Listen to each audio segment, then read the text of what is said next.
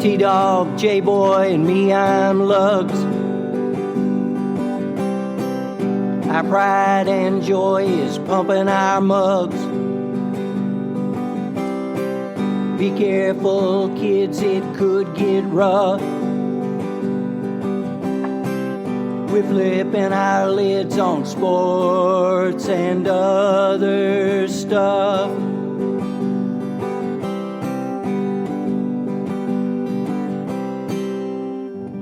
Welcome to Sport Weasel Central. I'm Lugs. And I'm J-Boy. And I'm T-Dog. NFL Divisional Weekend. It's a home run. Sort of. Mr. Rogers' Neighborhood, Derek O. Henry, and can anybody beat those Niners? The stage is set. We'll talk about that. But first, welcome to this meeting of the Joe Burrow Fan Club.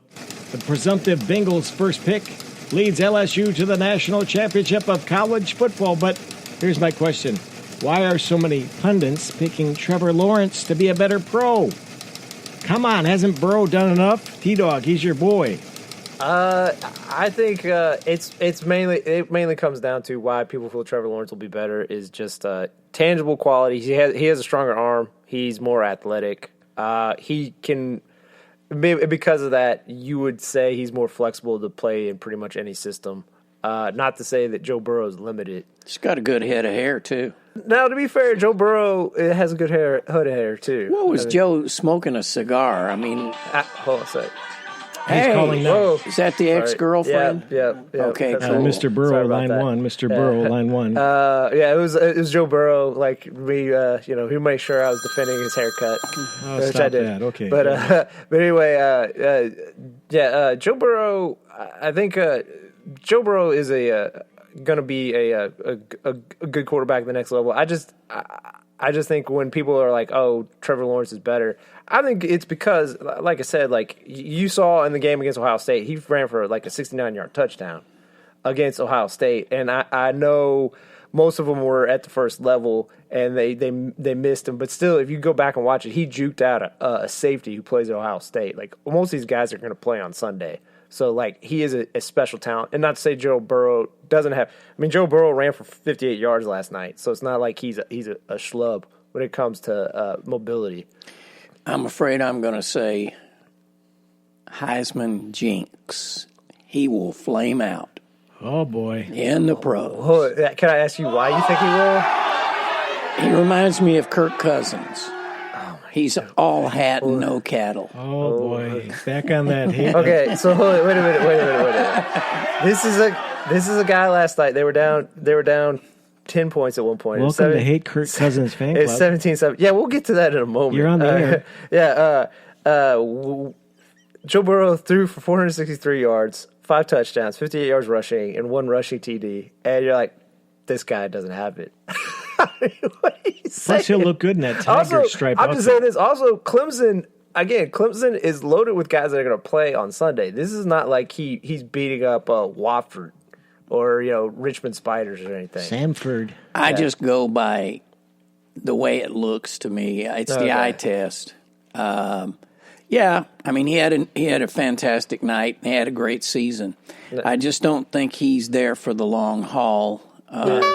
Plus he's going to get stuck with a bad team no matter what happens. I know J-Boy said presumptive. It's not presumptive. It's locked in. I mean, they won't say it till maybe the day of. He is going to be the number one pick. Mm-hmm. I mean, not only was he easily the best quarterback that played in college this year, but you'll also look at the Ohio angle. It'll be an easy sell. Obviously, at a place where maybe ticket sales are down in Cincinnati, it'll be easy sell, and they need a new quarterback. They need to rejuvenate interest in it. Andy Dalton has had a good run. I know people here don't agree with me, but I thought he has played well. But they need to move on, get fresh blood. So, yeah. I'll just say, to be fair to your point, like he is surrounded by a lot of talent. I mean, Clyde Edwards-Helaire, he had 110 yards rushing. Justin Jefferson had 106 yards receiving, and Jamar Chase had 221 yards receiving, 2 touchdowns. So, and also Thaddeus Moss had 36 yards, 2 touchdowns. So he is surrounded by elite talent. I will give you that. And he got his rushing yards. I mean, they were designed to stop those receivers, basically. that defense. I mean, and so he could get some rushing yards and first downs when they needed them.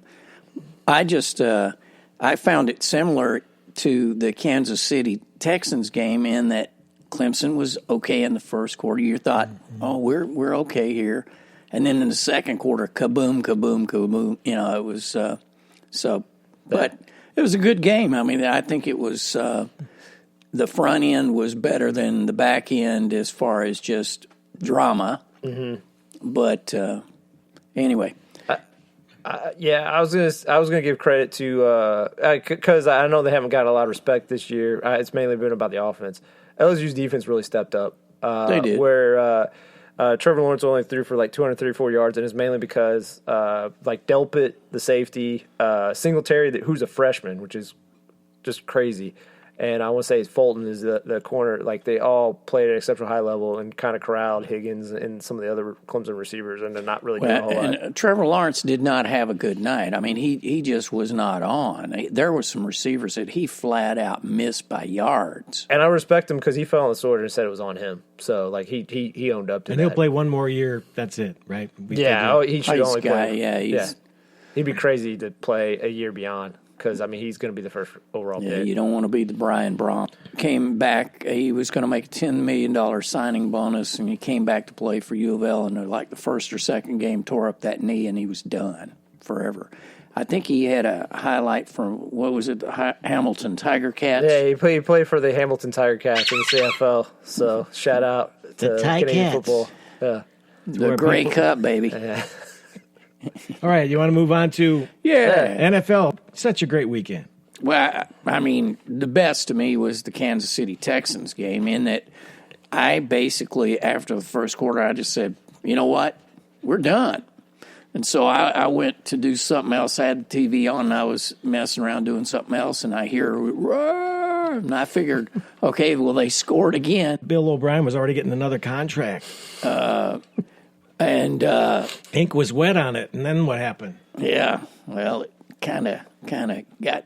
I mean, that Kansas City, what they score 4 scores in about 8 minutes or something crazy like that. I mean, it was just nuts. First team ever in NFL history to be down 20 and then win the game by 20. Yeah, lots of first evers in that one. Just. And you know what? The first half was crazy, mainly because I'll just break it down in terms of like what made like shifted the game dramatically going one way to the other. A lot of it came down to special teams, if you think about it. Oh yeah, it was. It started with a block punt by the Texans by Lonnie Johnson Jr. ran it in for a touchdown. Then Tyreek Hill muffed a punt. Houston recovered, goes up 21. And then McKill Hartman responded with that 58-yard return and scored a touchdown really quickly. Texans went for it on a 4th down on a punt, and Sorensen was able to stop Reed short, and then they scored a touchdown. And then on the kick return, Sorensen again. You want to talk about underrated, hero of the game. He got a lot of love. Yeah, he popped the ball out. DeAnthony Thompson recovered it, and they scored another touchdown. Yeah. So, and then it just came down to Pat Mahomes turning on fire. And to be fair to Bill O'Brien, anyone who would kill Bill O'Brien and stuff, I understand he has his faults or whatever. There's nothing you could do. Once Patrick Mahomes gets on fire like that, particularly at home, you can't do anything. Well, and when you've got Travis Kelce to receive. Mr. Glue. And he was hurt. You could tell that he was not 100%, but he was still doing it. 134 yards receiving, 3 touchdowns. Yeah. So. I mean, just crazy. It looks like he has he messed up hamstring. He might have had a really good game if he had not been injured. You are so right. And also to everyone who is against like people like going all in and making like big trades. I don't know, that's a straw man, but I don't care. I'm just moving on. I'm just trying to transition. Frank Clark, the guy they traded for the Seahawks he came up huge for Casey. He had 3 sacks. So it's it'll be a theme for this week where like people went all in the offseason. It paid off.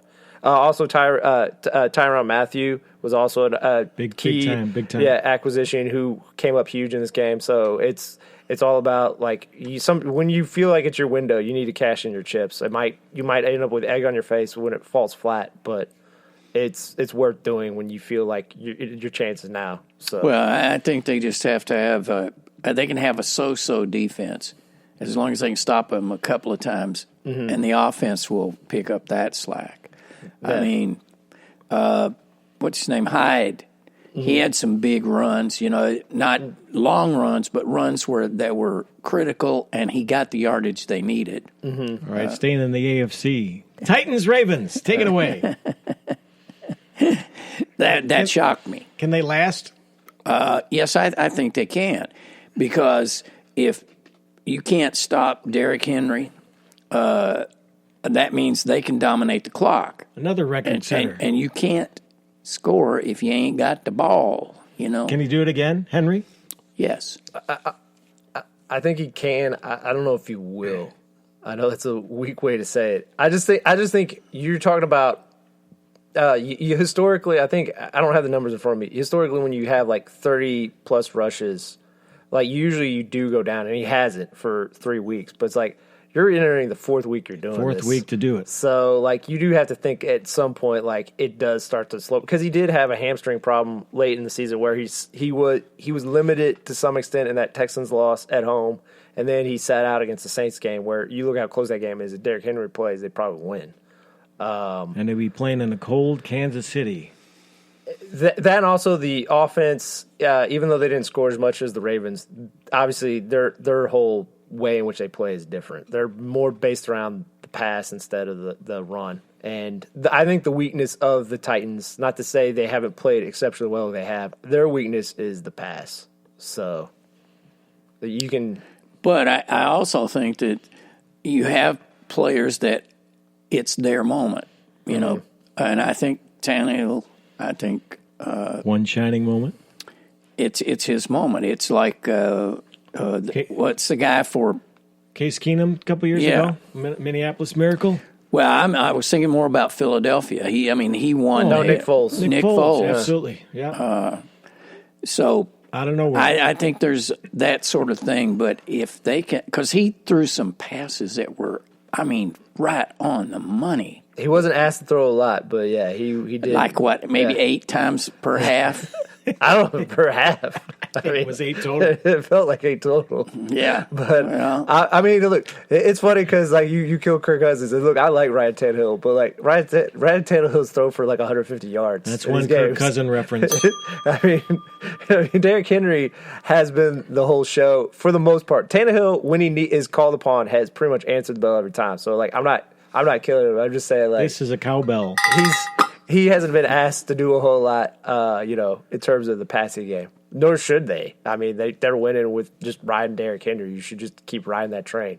He had 195 yards rushing, and he actually had a TD throw. The old Tim Tebow jump pass. Oh, yeah. So their defense was, I think, the main star of the game because that was the number one scoring offense in the Ravens. They had 4 sacks, 7 QB hits, 8 pass defenses, 2 INTs, and a forced fumble recovery. And they had a good game plan against Lamar. I know it's crazy to say because he had 143 yards rushing, but like that was a lot of that was in garbage time where they're just willing to let them get yards to eat clock.